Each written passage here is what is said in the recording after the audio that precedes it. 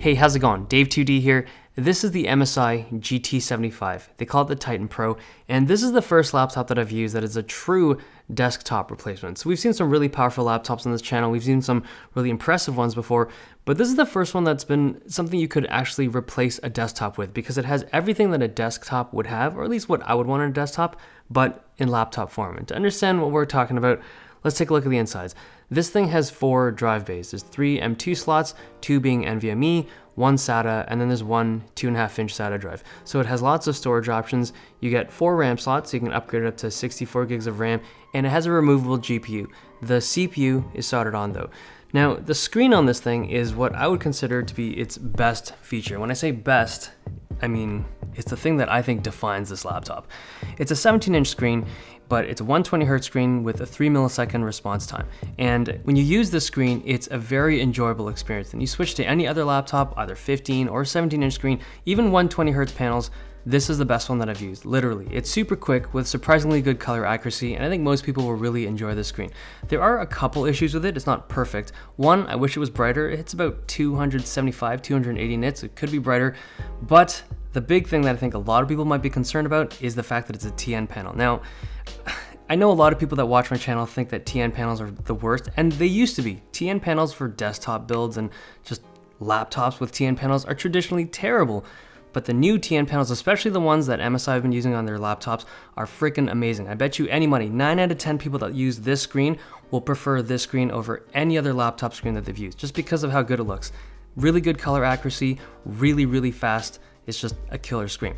They're using a mechanical keyboard here, and there's a handful of laptops out there that use mechanical keyboards, but this is definitely one of the better ones. So a lot of companies that use mechanical keyboards on the laptops, they don't feel particularly good. They feel different. They're obviously a mechanical switch, but they're not like cherry switches or anything. This is not a cherry switch. It's not like your traditional, like regular keyboard switch, but it feels really tactile and it's just very consistent across the whole keyboard. So whether you're doing work or playing games, you're probably gonna enjoy this thing.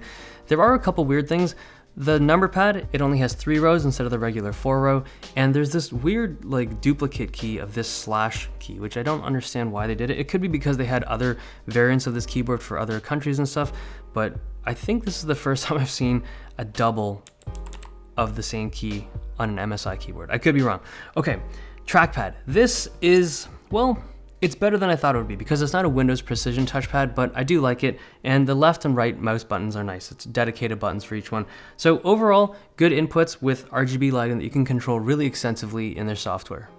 The port selection is good. It's a 17-inch laptop designed for gaming, so you got 5 USB-As, a Thunderbolt 3. I mean, it's packed to the gills with all the ports that you would need. All right, let's talk about the speakers.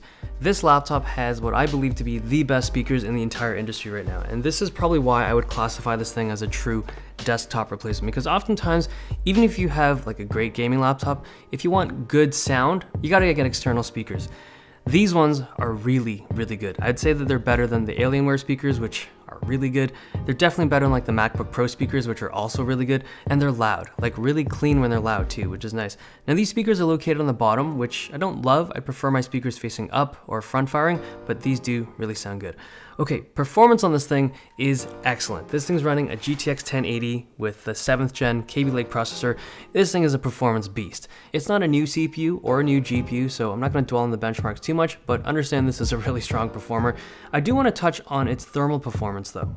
At stock settings and even on standard fan control, it's a good performer. Comfortable temperatures with basically no thermal throttling. You can get lower temperatures by cranking the fans in Dragon Center, but unless you're using a really intense application or running a really long render, it's probably unnecessary to crank up the fans. Now, there is another variant of this laptop with the 7820 HK processor, and that's the overclockable unlocked CPU from Intel. And on paper, that's really cool, overclockable CPU, yay!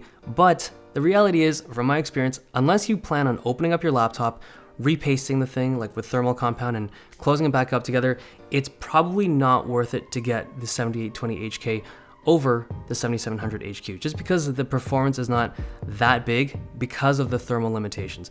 With this laptop, you can crank it up a little bit more, but for most games, you probably won't notice a difference. Now, fan noise on this laptop is surprisingly good in silent or in standard mode, and remember how I said the speakers are good? They're good enough and loud enough that for like most non-competitive games, you can just play this thing without headphones. Like the speakers are that good, but the moment you crank up the fans, that no longer applies. These fans can get crazy loud, but if you run it in standard mode, the speakers are more than good enough for music or watching movies or whatever. Okay, battery life.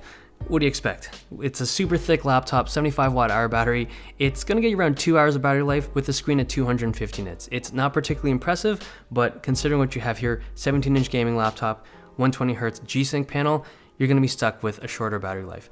Okay, last thing, build quality. Well, it's a big laptop, so it's built well. It's designed to be carried around, right? So it's not gonna be made with like super flimsy stuff. It's got aluminum and plastic. There's very little that I would say like to kind of like warn you about if you're actually interested in purchasing this thing. One thing though, the vent on the side, it's exhausting on the right. So if you're right-handed and you use your mouse on the right side of the laptop, if you're someone who uses the mouse like way up at the screen hinge, it might be an issue, but for most people, myself included, you won't even notice it at all.